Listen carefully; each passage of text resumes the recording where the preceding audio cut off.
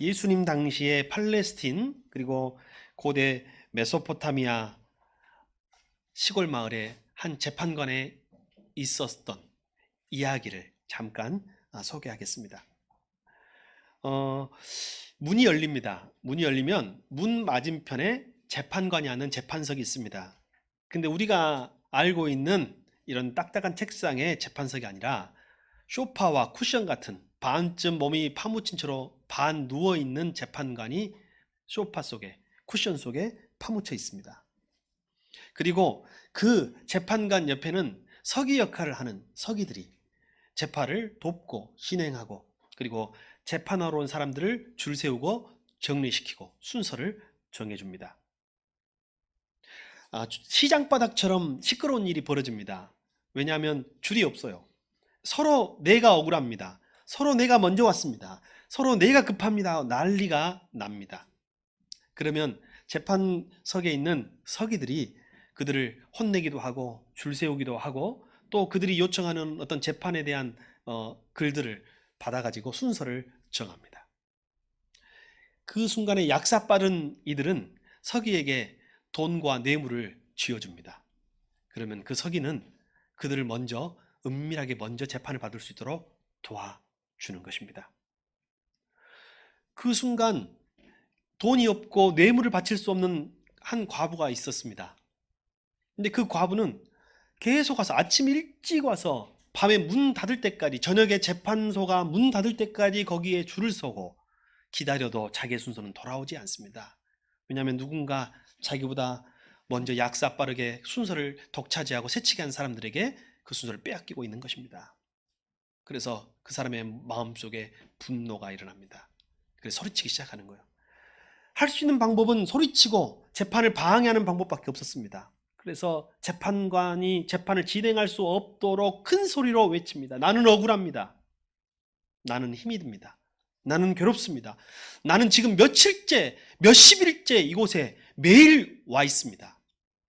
그러나 누구도 내 소리를 듣지 않습니다. 재판관님, 저의 소리를 들어주십시오. 이렇게 소리를 지르면 서기들은 또 그 여자를 혼내고 윽박지르고 잠재우고 또 재판관석으로 또는 재판소 밖으로 내쫓았습니다. 매일매일 이 여자는 포기하지 않습니다. 어느 날입니다. 이 재판석의 내리 속에 이 여자가 잊혀지지 않는 거예요. 그리고 마음속에 어떤 마음이 드냐면, 야, 이 여자는 절대 포기하지 않을 것 같은데, 만약에 내가 이 여자의 그 억울한 재판을 들어주지 않으면 앞으로 더 이상 재판이 진행되지 않을 것 같은 거예요. 어느 날입니다. 재판관이 모든 것을 마치고 집으로 돌아가려고 재판소를 나서는데, 그때까지 가지 않고 있던 여인이 포기와 절망한 채 서 있습니다. 그 여자에게 물어보는 거예요. 하나 물어봅시다. 왜 그렇게 매일 찾아오는 것이오? 그리고 어떤 억울한 사연이 있는지 드러나 봅시다. 이 여자가 이야기하는 거예요. 저에게는 외아들이 하나 있습니다. 외아들이 하나 있는데 이 외아들이 전쟁에 나가 있습니다. 군대로 징병돼서 끌려갔습니다. 예전에는 군대에 가지 않으면 내는 군포라는 그런 세금이 우리나라도 있었죠. 저희 아들은 세금을 내지 않기 위해서 전쟁으로 끌려갔습니다. 그런데 세금 징수관은 우리 아들이 군대 갔음에도 불구하고 우리에게 그 억울한 세금을 물렸습니다. 너무 억울합니다. 그 세금을 내지 않도록 해주십시오.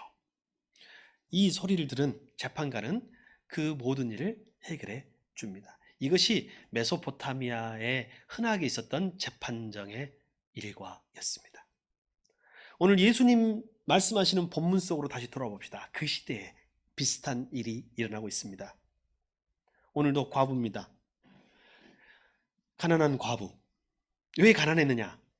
그는 이 재판을 조금 빨리 진행시킬 수 있도록 돈도 능력도 백도 없는 사람이었습니다.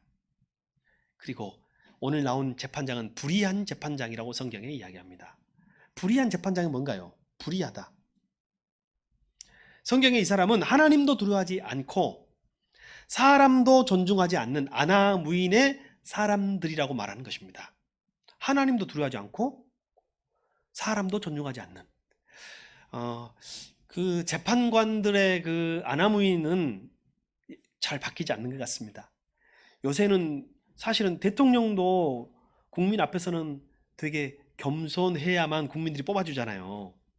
근데 법조계는 아직 그러지 않은 것 같아요. 제가 보니까 한 막 26살, 7살 되는 이제 막 검사 되는 그런 젊은 검사들에게도 그쪽 법조계에서는 50, 60 되신 분들도 영감님이라고 깍듯하게 모시는 문화를 접한 적이 있습니다. 그러니 당시에는 어떠했겠습니까? 하나님도 두려워하지 않고 사람도 존중하지 않는 이 불의한 재판관은 이 가난한 과부의 송사를 들을 일이 전혀 없습니다. 왜? 하나님도 두려워하지 않으니까요. 사람도 존중하지 않으니까요. 그러나 이 과부 또한 계속해서 재판관을 찾아와서 귀찮게 합니다. 소리를 지릅니다. 재판이 방해가 됩니다. 재판이 멈추기도 합니다. 물리적인 힘으로 쫓겨나기도 하지만 그 다음날 또 오고 또 오고 또 옵니다. 이 재판관도 결국은 이 여자의 소리를 한번 들어보고자 합니다. 그리고 마음속으로 이렇게 말합니다. 이 여자가 내가 이 여자의 소리를 들어주지 않고 내가 만약에 이 여자의 재판을 송사를 받아주지 않으면 이 여자가 와가지고 나를 부끄럽게 할 것이다. 자꾸만 찾아서 나를 못 견디게 할 것이다. 라고 마음속에 생각이 확신이 들었어요. 그러니까 여러분, 그런 확신 들게 하는 게 중요한 것 같아요. 이 사람은 포기할 사람이 아니야. 이 사람이 결국 나를 찾아와서 나를 못 견디게, 못 살도록 만들 사람이야. 얼른 들어주고 빨리 이 위기를 넘어가자. 무슨 일이냐 묻습니다. 근데 여기서 나를 못 살게 할 것이다 라는 말의 원문의 뜻은 어떤 뜻이냐면요. 이 여자가 와가지고 주먹으로 내 눈을 때릴 것이다 라는 의미가 포함됐습니다. 직역을 하면. 여러분, 눈을 때리면 어떻게 돼요? 눈이? 멍들죠. 눈이 멍들어요. 그러면 아마 눈이 멍들도록 때린다는 직접적인 뜻보다는 눈이 멍들면 얼굴이 퍼렇게 멍들면 우리 먹칠했다 얼굴에 먹칠했단 말 하잖아요. 창피를 당하게 될 것이다 라는 뜻이 아마 더욱 포함되어 있으리라 생각됩니다. 그리고 나서 이 간절하게 포기하지 않는 이 가난한 과부의 송사를 재판관은 들어주게 됩니다. 이것이 오늘 예수님이 저와 여러분에게 주신 교훈의 말씀입니다. 이 비유에 이 불의한 재판관의 여러분 초점이 뭔가요? 그것은 1절에 시작하면서 시작합니다. 늘 기도하고 낙심하지 말 것은. 주님이 이 비유를 우리에게 말씀해 주신 이유는 늘 포기하고 낙심하지 말아야 한다는 메시지를 주기 위해서였습니다. 여러분 혹시 늘 포기하거나 아니면 때때로 포기하거나 낙심하거나 지금 낙심하고 계십니까? 오늘 이 말씀은 그런 여러분에게 주시는 말씀인 줄 믿습니다. 오늘 늘 기도하고 낙심하지 말아라고 예수님은 말씀하십니다. 세상에 불의한 재판관도 정의롭지도 않고 하나님을 두려워하지도 않고 인간을 존중하지도 않고 사람을 존중하지도 않는 그런 재판관도 이렇게 끊임없이 간절하게 간청한다면 듣는데 하물며 하늘에 계신 우리 아버지께서 사랑하는 자녀이신 여러분의 기도를 듣지 않겠습니까? 이것이 오늘 우리에게 주시는 첫 번째 비유의 초점이라고 할 수가 있습니다. 여러분 기도하는 사람이라면 누구나 듣고 실천해야 될 말씀입니다. 여러분 기도하신다면 분명히 가져야 할 태도가 기도하되 낙심하지 말 것은. 기도하다가 보면 여러분 기도가 멈추는 경우 있죠. 하나는 낙심 때문에 멈춥니다. 안 되나 보다. 낙심해요. 두 번째는요. 간절함이 없어서 멈춰요. 왜냐하면 하다 보면 기도했는지도 잊어버리고 기도 자체가 희미해져 버려요. 간절함이 없을 때요. 오늘 이 두 가지를 주님은 다 말씀하고 계신 줄로 믿습니다.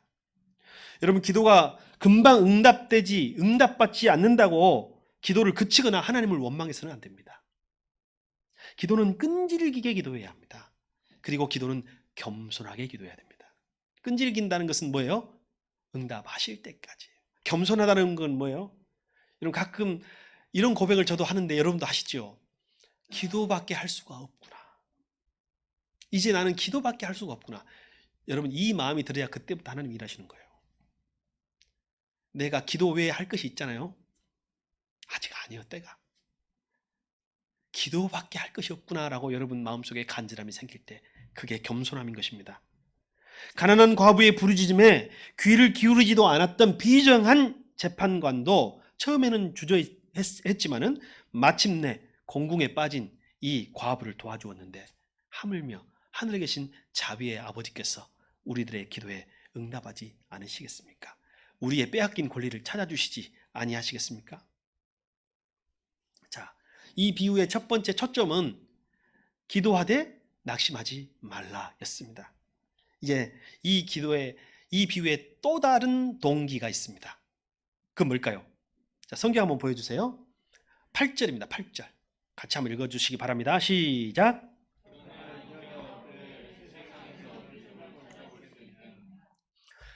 기도하는 자세만 말씀하신 줄 알았더니 이 비유를 말씀하신 이유 중에 하나가 인자가 올 때, 말세의 때 우리 믿음의 자세를 주님께서는 말씀해 주고자 하시는 것입니다.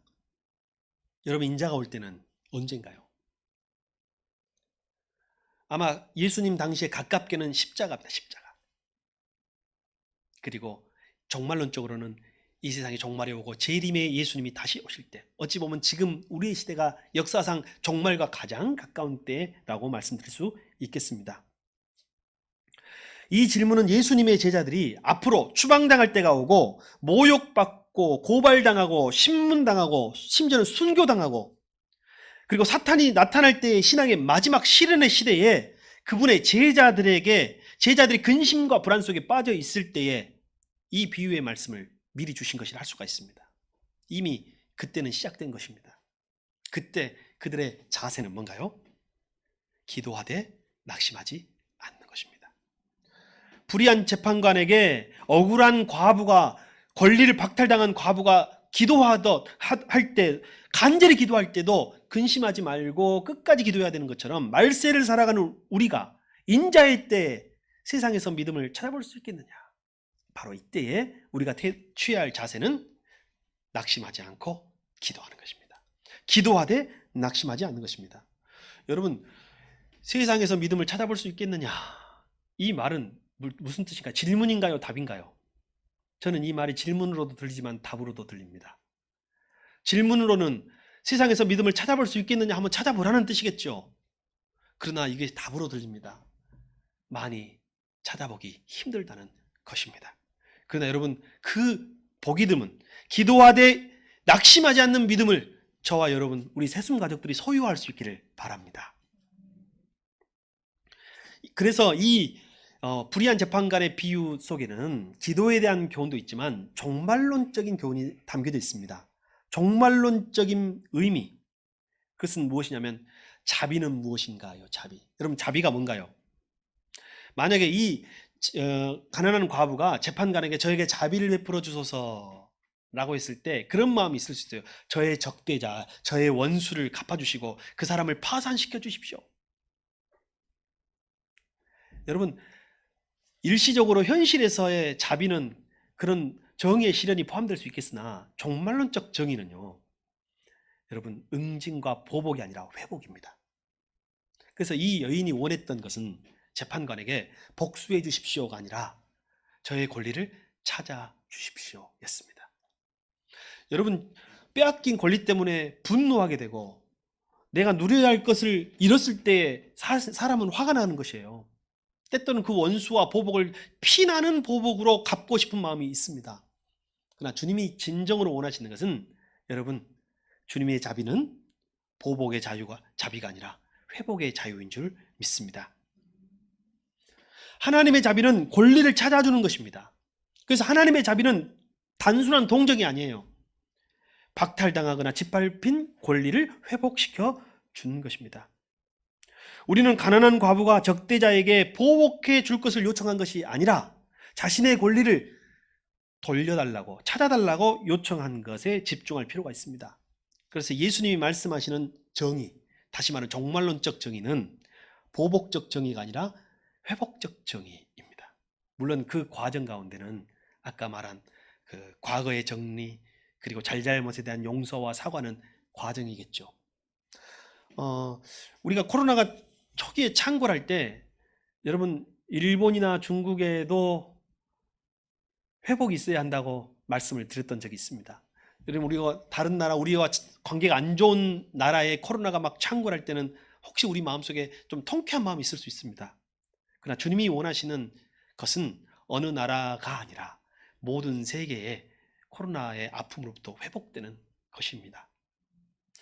우리가 가져야 할 회복은 뭐냐면요, 자비는 뭐냐면 북한에 대한 마음이라고 생각합시다. 여러분, 북한을 완전히 다 전멸시키고 우리가 그 땅을 차지하는 것이 주님의 회복이 아니라 궁극적으로 같이 손을 잡고 같이 정말론적 정의를 회복하는 것이 주님의 회복인 줄 믿습니다.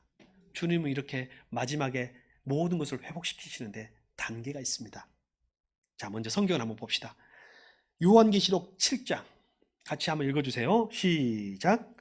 어린 양이 그들의 목자가 되셔서 생명의 샘물로 그들을 인도하실 것이고 하나님께서 그들의 눈에서 눈물을 말끔히 씻어주실 것입니다. 이것이 주님이 마지막에 하실 정말론적 회복의 정입니다. 우리는 누구는 벌 주고 원수를 갚고, 물론 그 과정이 중간에 포함돼요. 심판이 포함됩니다. 그러나 그 심판 이후에 궁극적으로 주님이 하셔야 할 일들은 무엇인가?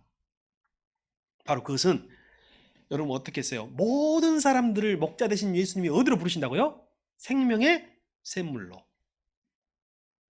그러면 그 생명의 샘물에서 사람들은 그 생명의 샘물을 먹고 회복하게 될 것이며, 하나님은 또 하나의 회복을 시키시는데, 지금 세상에서 눈물을 흘렸던 사람들, 억울한 눈물, 슬픔의 눈물, 상실의 눈물, 이 세상에서 통해와 자복의 눈물을 흘렸던 이들의 눈물을 깨끗이 그 생수로 닦아주시는 것입니다. 여러분, 다른 사람의 눈물을 닦는다는 것이 쉬운 일이 아닙니다. 여러분, 막 누르고 있는데 가가지고 손수건이나 이 화장지로 막 눈을 막 닦아주기가 쉽지가 않더라고요. 그렇죠. 그래서 가끔은 손수건이나 티슈를 건네주는 것도 아마 우는 사람에게는 큰 위로가 될 것입니다. 어떤 한 아주머니의 사연을 들었는데, 자기가 키우는 그 개의 반려견을 자식만큼 사랑을 주며 키우는 거예요. 근데 여러분 아시죠? 개가 가끔 버릇없는 개들이 있는 거 아시죠? 죄송합니다. 싸가지 없는 개가 있습니다. 근데 개 전문가들한테 들어보니까 개가 버릇이 없는 이유는 오냐만 했을 때 개도 버릇이 나빠진다고 합니다. 근데 그 개가 너무 사랑을 줬더니 버릇이 나빠져가지고 그 TV에 훈련하는 전문가가 나와서 훈련하는 장면이었습니다. 근데 그 견주가 눈물을 흘리면서 이렇게 말하는 거예요. 너무너무 힘들어가지고 세상에 계속 눈물만 흘릴 때가 있었다는 거예요. 근데 누구도 자기를 위로해주지 않고 밤에 저녁에 일하다가 뼈 빠지게 일하고 저녁에 들어와 침대에 누워있으면 눈물만 나는데, 아무도 부모, 자식, 형제도 자기를 외면하는데 걔가 와가지고 옆에서 비벼주고 울고 있으면 와서 눈물을 닦아주었다는 거예요. 이 개를 자기는 그때 그 개가 아니었으면 그 위기를 이길 수 없었다고. 그러다 보니 너무 과잉 사랑을 했었나 봅니다. 여러분, 누구라도 눈물을 닦아주는 것은 능력이 있습니다. 저와 여러분, 누군가의 눈물을 닦아줄 수 있는 귀한 주님의 사역에 동참할 수 있기를 바랍니다. 그리고 주님께서 여러분의 눈물을 닦아주시기를 소망합니다. 마지막 날에, 종말의 때, 그때는 주님께서 여러분의 눈물을 닦아주십니다. 이것이 주님의 회복적 정의입니다. 마지막 정의예요. 종말론적 정의입니다. 그리고 그 종말론적 정의를 매일매일 당겨서, 그 종말의 때를 매일매일 당겨서 매일매일 체험할 수 있는 것이 무엇인지 아십니까? 예배인 줄 믿습니다. 기도와 말씀의 삶인 줄 믿습니다. 예배와 기도의 말씀의 삶으로 나아가는 사람은 매일매일 저 종말론적 상황과 현장이 그 생수의 강에서 이루어질 일이 여러분의 삶 속에서, 오늘 이곳에서 이루어질 줄 믿습니다. 여러분, 이 회복의 정의, 종말에 대한 회복의 정의는 오늘 예수님이 이 과부의 비유에 있어서, 불의한 재판관의 비유에서도 말씀하셨지만 오늘 계시록에도 말씀하셨고 이사야서에도 기록되고 있습니다. 이사야서 40장 31절 같이 한번 읽습니다. 시작.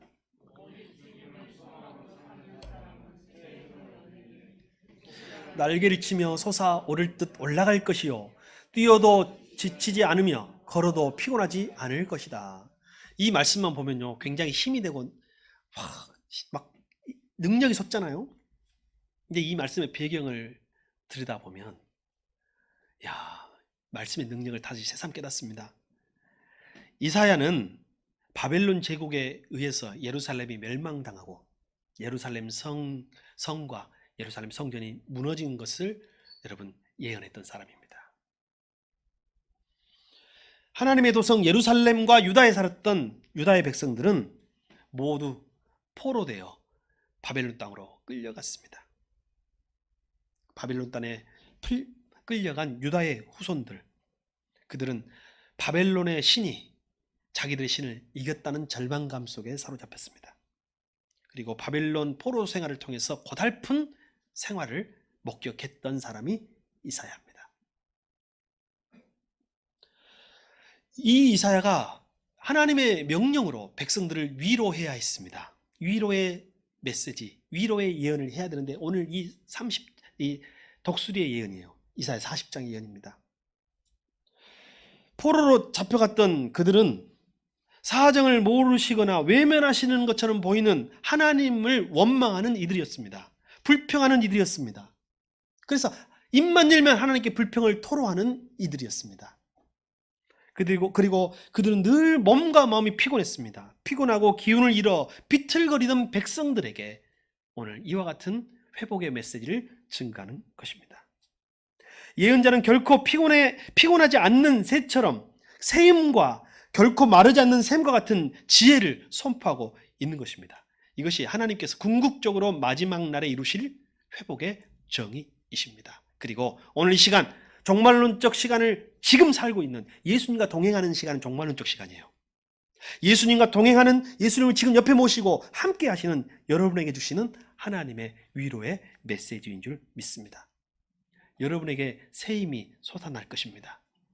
여러분에게 독수리의 날개치며 올라감 같은 그런 능력과 새 힘이 여러분에게 솟아나게 되기를 소망합니다. 우리가 인간적인 경험에 의하면 기도하지 못할 때가 종종 있습니다. 때로는 많이 있습니다. 우리는 인간의 약함 때문에 기도하지 못합니다. 그리고 우리 인간의 때로는 사실상 게으름 때문에 기도하지 못할 때가 많이 있습니다. 게을러서 못할 때가 많아요. 또는 망각 때문입니다. 금방 은혜를 망각하고 금방 고난도 시련도 망각합니다. 때로는 의욕을 상실하고 믿음과 용기가 부족해서 기도하지 못할 때가 있습니다. 오늘 하나님께 주시는 이 말씀을 잘 기울여 보시기 바랍니다. 한 우화를 소개하겠습니다. 사탄의 세계에 대한 우화입니다. 한 사탄이 자기가 아끼는 인간들을 공격할 때 쓰는 무기를 파는 시장을 열었습니다. 경매처럼 시장을 열었어요. 그래서 기본 기준가를 다 붙여놨습니다. 거기에 인간을 공격하는 사단의 무기들은 이런 것이었습니다. 진열된 무기들은 걱정이라는 것입니다. 걱정. 그리고 두려움입니다. 그리고 욕망과 슬픔, 그리고 자만심 같은 물건들을 진열해 놓았습니다. 이렇게 진열해 놓고 물건을 팔기 시작하는데 많은 다른 무리의 사단들이 와가지고 인간을 공격하기 위해서 이 무기를 사갔습니다. 여러분 혹시 걱정이라는 사탄의 무기에게 당하신 적 없나요? 두려움이라는 사탄의 무기에 당하신 적 없나요? 욕망이라는 무기에, 슬픔이라는 무기에 여러분 사단의 공격에 무너지거나 좌절한 적이 없나요? 그런데 테이블 가장 구석지에 팔지 않음이라고 하는 하나의 상품이 있었습니다. 다른 사탄들이 물어봅니다. 저 상품 왜 팔지 않으십니까? 이 상품은 내가 가장 아끼는 하나밖에 없는 무기요. 다른 무기는 많이 있어. 다른 걱정이라는 무기는 많이 있고 두려움이라는, 욕망이라는, 슬픔이라는 무기도 또 많이 있지만 이 무기는 오직 하나인데 너무 효과가 좋아서 내가 사용할 것이요. 여러분 사단이 가장 아꼈던 그리고 가장 효과가 좋은 그 무기가 무엇인지 아십니까? 낙심이에요. 낙심. 걱정도 떨쳐버릴 수 있잖아요. 두려움도 물리칠 수 있잖아요. 욕망도 절제할 수 있잖아요. 슬픔은요, 견딜 수 있잖아요. 근데요, 낙심하면 답이 없습니다. 그래서 사탄이 우리에게 가장 큰 공격, 낙심이 낙심. 안 돼. 낙심하면 기도가 안 나와요. 기도하지 못하도록 만드는 것이 낙심이에요. 여러분, 자신의 권리를 되찾기 위해서 이 여자, 과부가 했던 일이 뭔가요? 기도하는 것입니다. 낙심하지 않고 끈질기게 기도하는 거예요. 끊임없이 기도하는 거예요. 모든 일에 기도하는 것입니다. 여러분, 불의한 재판관 비유에서 주님이 말씀하십니다. 끈질기게 기도해라. 또한 사도 바울은 성경 말씀을 통하여 말씀하십니다.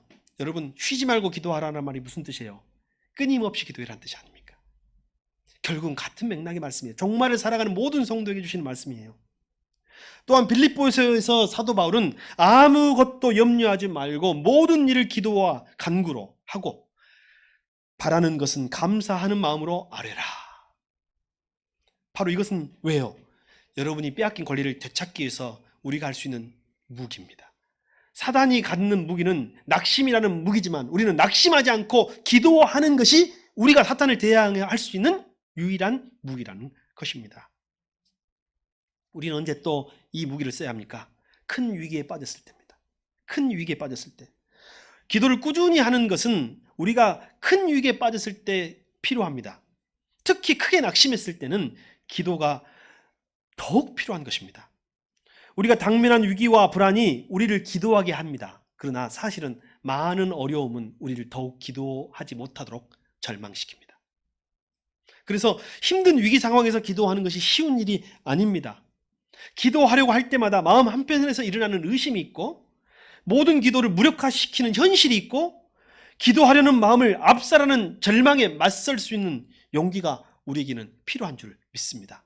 그때 주님이 저와 여러분에게 경종의 말씀을 주십니다. 인자가 올 때에 그런 믿음을 보겠느냐.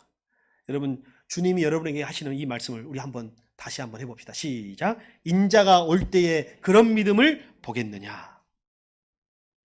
주님이 제자들에게 물으셨던 주님이 오늘 세숨의 제자들에게 묻습니다. 낙심하여 용기가 필요할 때 예수님처럼 예수님을 바라보며 우리는 승리할 수 있습니다. 여러분, 예수님은 우리의 낙심하지 않고 기도했던 최고의 모본이십니다. 예수님은 삶의 최고의 위기에 직면했을 때 기도하셨습니다. 그때는 십자가를 앞두고입니다. 십자가를 앞두고 피가 땀이 되도록 겟세마네 동산에서 기도했어요. 근데 그래도 잡혀갔어요.